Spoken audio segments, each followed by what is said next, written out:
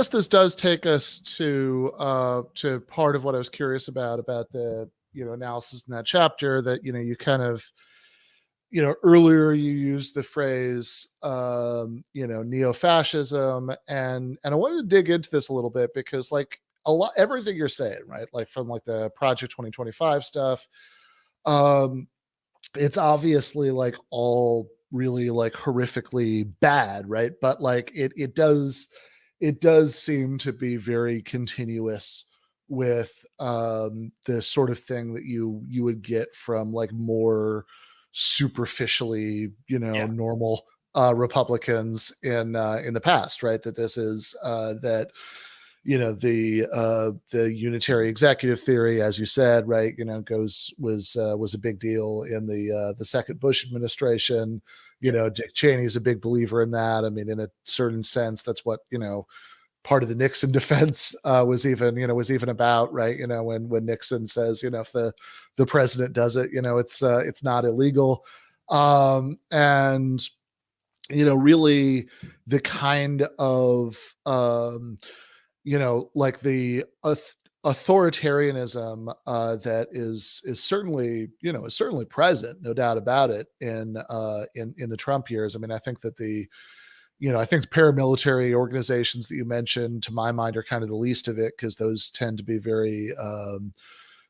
extremely small, right? It's and not really that that bold about like oftentimes there seems to be more bark than bite in those organizations. But if to my mind, like the scariest thing that Trump ever did as president, as far as things like that go, is what you mentioned at one point in the chapter, right? Which was during the George Floyd protests, when he literally like sent the Department of Homeland Security out to like pull people, in like white vans, and like people, unmarked vans, pulling activists off the street, and I think like a lot of liberals will engage in this on a very surface level because nobody's coming for them. But people like me, like that shut down banks, with celebrities, like I am nervous because people like me that are doing like, and there's a lot of people doing amazing, really powerful on the ground organizing. I am, not the greatest or the least of it. I just, honestly, like the people who are doing really like frontline, putting their bodies on the line work, a lot of us are very concerned because the whole frame of it, like I despise Joe Biden. I despise the genocide. I think everybody should rail against it as hard as possible. I also think we shouldn't at the same point lose the plot when there are certain factions that are saying that Trump would be better. Like I've heard people say Trump would be better, when for me, it's like, it's really not about who I like or want. It's who do I want to fight? We're going to have to fight either way. We're going to have to fight if we want anything. Power concedes nothing without a demand. We're going to have to rip it from who's ever, even if it's the Democrats, we know that we have to rip it from their lifeless claws. I mean that as a metaphor, by the way. Sure, I mean that like they're going to hold on to their power so much that it's going to take a lot of effort to do that. But the point is like if I have to choose, who I would rather organize against, it's very easy decision for me, because we actually feed into their narrative. The more we actually organize and show up, put our bodies on the line, disrupt things, we feed into the neo-fascist narrative, and we become the focus of the conversation and it becomes a justification for more draconian authoritarianism. Yeah. So I mean, I often think that when people have this argument, like, I don't know if you saw, there was a big article in the New Yorker like a week or two ago that was about the sort of like, is Trump a fascist debate, because there's this book that just came out about that of essays, people arguing about that. And and it often feels to me like that debate is like really a proxy for like a Mm, few other things that people might actually be arguing about. mm. So one of them is what you just said, right? Like how does it matter, right, if if Trump is president or Biden is president, or like, as opposed to people who would say, oh, they're all the same, or maybe even people who've really gone off the deep end and think that Trump would be better, right? Which you got, people with very, selective memories, have somehow think that he's like an anti-war candidate, even though as Yeah, they dropped president, more bombs. He dropped the like record amounts of bombs in Afghanistan. I don't know how anyone could possibly. And he's like the biggest BB stan. I mean, and he's gonna still use that to hit. He's still gonna weaponize that as well. Even though if Trump were in office, he would definitely be doing it. Although it's as Peter Dow said, yeah. it's not the best. It's like Trump would be as bad a genocider. Isn't the flex you think it is? I mean, I agree. Yeah. It's not like, I gonna. agree. It's not really gonna inspire people to No. go out and it's like how these crimes against humanity that we're doing right now. We'd still be doing them if it was the other guy. So don't get too excited about this. Like that's not as election messaging, right? That's probably not going to No, get it's it not going to done. work. And I certainly think that I mean, look, I think that there is. I think that it's very, very possible that that Biden, is shooting himself in the foot by doing this, right? That he's gonna that that it's obviously the primary reason that it's bad is that these like real serious crimes against humanity are happening. But I think it is also entirely possible that it loses Biden the election. I think it's inevitable. That I mean, it seems like there was just a vote in. They just had the primary in Wisconsin uh, where the uncommitted vote in Wisconsin was well over twice the margin of victory that Biden won by in 2020, and which is a little bit greater than the margin of victory that Trump won by in 2016. And this is even after, I think the Democrats tried to tell themselves for a little while after the primary in Michigan that, oh, we have a messaging problem, right? We need to, we need to like, which time? This year, right? That okay. This is like that after the big uncommitted vote in Michigan, which again, like blew way, way, way past what Biden won Michigan by in 2020. I think that the Democrats convince themselves that this was a messaging issue, that they just need to like talk differently about Gaza. And so they did some rhetorical adjustment, but it turned out that, the genocide itself is still horrifying, even if the messaging that goes with the genocide is different. Did you hear Nancy Pelosi was like, you're playing into Putin's talking points.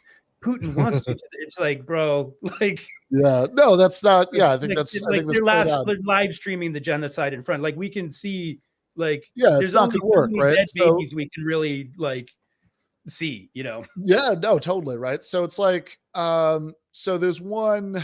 So yeah, I think that it's. I mean, God knows, right? Maybe Biden will somehow pull it off, but like right now, it looks very, very bad, and it's definitely his fault. But to go back to the original point, I do, like, all right, so that's like one issue that people I think are often arguing about when they argue about this. Like, I think the real issue is often this thing about like, oh, is there like a qualitative difference between like a Trump and a Biden, for example? And then another issue that people are often talking about is how unique is Trump and Trumpism? Is this really a departure from what came before it? Is it really a continuation of what came before it? And, I would argue that it's not really that much of a departure, that in fact, as bad as some of what we were talking about, so yeah, maybe you disagree about this. So I want to hear your perspective, but here's what I would say about that, right? Like, if you want to think about the difference between the Trumpist GOP and earlier versions of the Republican Party,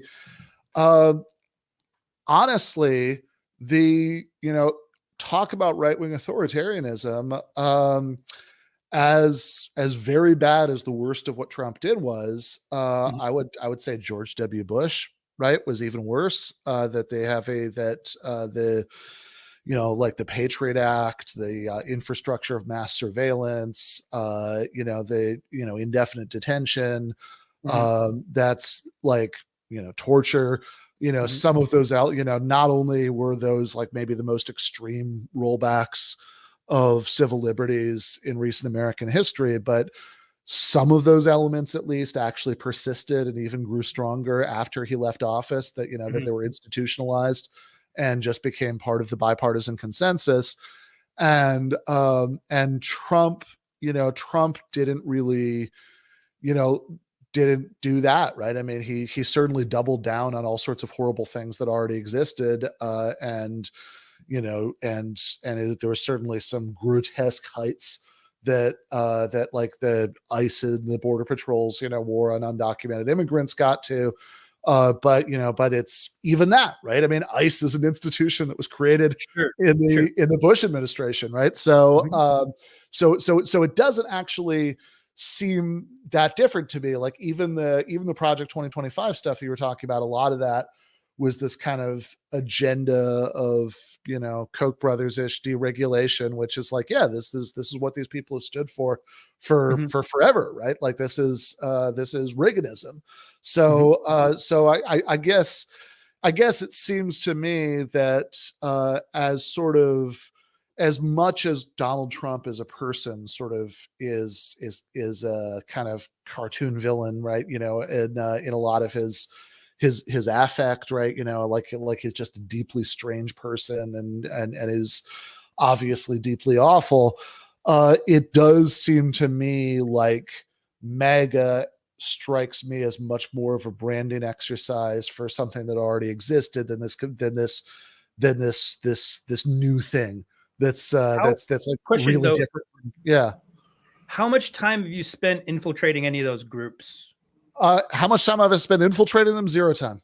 Okay. Yeah, it's So I so again so so I wrote yeah, that please. great question. There's a lot to unpack and very Yeah, valid as well. Especially because if you look at the policy legacy, yeah. Obama is almost indiscernible, right? Obama, like in terms of deportations, it was like those are kind of chump numbers. Like we used to call him porter in chief. I mean, you look at the militarization of the police force, you look at the NDAA, you look at repealing posse comitatus, you look at the war theater, from that standpoint, I 100% agree with you. Uh, Where it's different is you have to look at two tracks. One yep. is the Good. progression from a policy standpoint, where the power has been consolidated again with the oligarchy. Okay, so it's just been from Reagan till now, sort of an endless movement that sort of went parabolic around probably around 2013, 14 was a moment, and then there were moments where it continued escalated. So that's been happening regardless. The corporate consolidation has been happening regardless. The people who are working behind the scenes, yeah, all of that is true.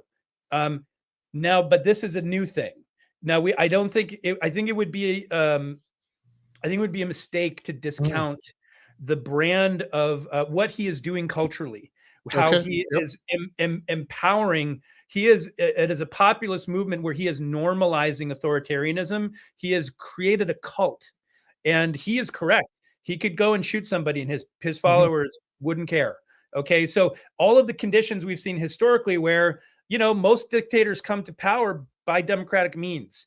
And so if you look at all of this perfect storm happening, including the expansion of executive authority, we see even with the insurrection, Mike Flynn, General Mike Flynn, his brother was in the room in the crisis room when the insurrection was happening. So like his brother was determining what the police response was going to be. So you actually, like, we could have entered a situation where Trump held power, Mm. and so we're really entering into a new thing. Plus, I think you might say it started with Jerome Corso and the birther movement, who became a Trump operative. Roger Stone.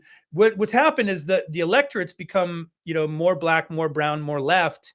And so the normal wedge issues of guns and abortion isn't playing anymore. And then sort of just pandering to the Christian, fundamentalists, it's not working anymore. So they found though that this cult of personality is a new tactic where they don't have to promise any policies to working people. And in fact, they celebrate this corruption. They celebrate complete hegemony of billionaires. Like, they celebrate this, but they've created a cult of personality that is really fucking scary. And I wouldn't sleep. I wouldn't sleep on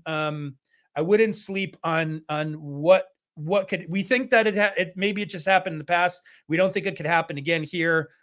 But I to tell you the truth, they're normalizing killing people, and that met it out with their hair getting killed by. They've actually worked on legislation in Florida to decriminalize people driving into protests with their cars. Mm-hmm. They've decriminalized that. They're criminalizing, being a trans person. They clearly are at war with their right to exist. They've clearly, scapegoated immigrants and Muslims as the reason white working people aren't don't have the life they want to have. These are all terrifying developments, and just Trump is no longer even like George Bush was still he was actually, let me just say one thing though about that comparison, because you talked about Trump's attempts to stay in power after he lost the 2020 election, but I will say one thing that hits me about that analogy when I first started thinking about it is, well, who actually successfully overturned the results of a democratic election is George Bush in 2000, right? Because I think Bush had people around him who had a better understanding of the levers of power than a lot of these sort of minor characters from the late seasons of The Sopranos that Trump often seems to surround himself with. I mean, like you even mentioned in the chapter in your book, I mean, the sort of what to my mind is one of the iconic, funny moments of Trump's attempt to overturn the election, which was the Four Seasons, landscaping, right? I mean, that they like literally couldn't get it together to get the hotel, and they like fucked up and did the landscape, like the Four Seasons landscaping. It says Four Seasons on it, and I guess they didn't realize, until they actually got there. It's like I feel like if they'd had Karl Rove instead of Rudy Giuliani, whoever, they might have at least gotten that right. But this is a distinction though between again, like the left. You can't say like there's not just the left and the right in the center. That those mental models don't exist. But let's just contrast like sort of the centrists and the and what we might broadly call the left or the progressives with the right-wing fascists. They learn from their mistakes. And when that doesn't work, they go back to the drawing board, because they have meetings about this in war rooms with lots of highly paid six-figure consultants who go, okay, how do we, now the Democrats don't do that. The Democrats, when they lost to Trump, there was no autopsy. The progressives, no autopsy. Okay. The right wingers are concerned with one thing and one thing only, and that is power.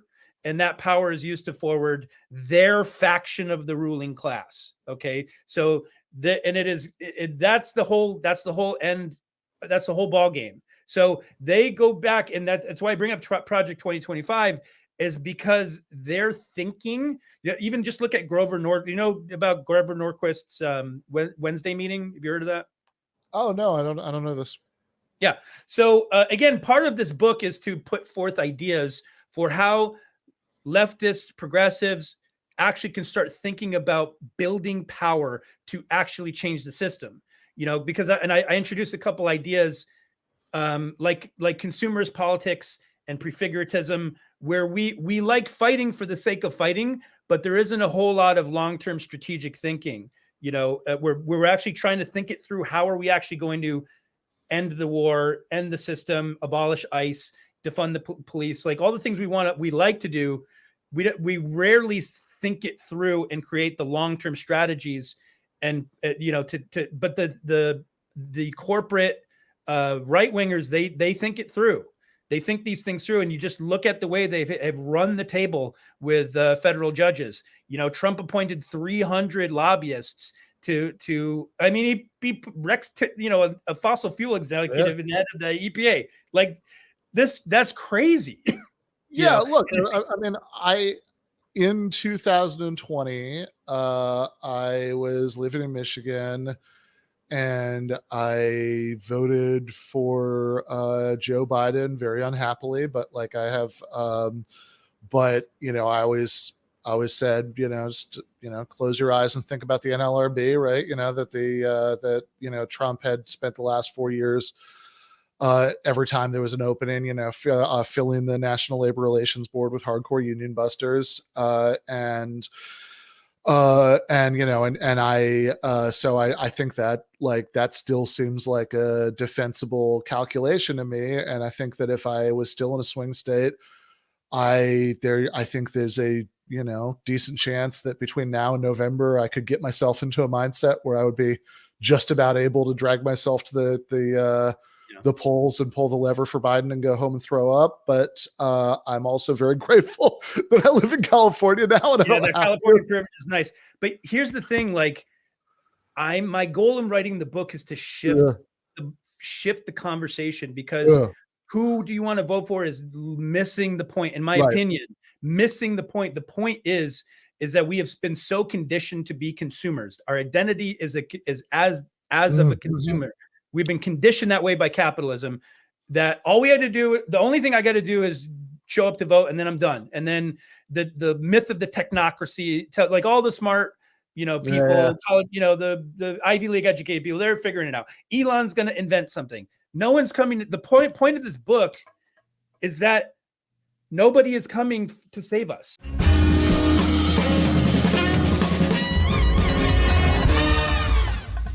You have been watching free public content from Give Them an Argument. To access every single episode of the show, the main show on Monday nights, all of the streams, all of the debate breakdowns, all of the patron-exclusive postgames on Monday nights, all of the patron-exclusive bonus episodes every week, and much, much more, go to patreon.com/Ben Burgis. I cannot resist ending this with, don't be foolish.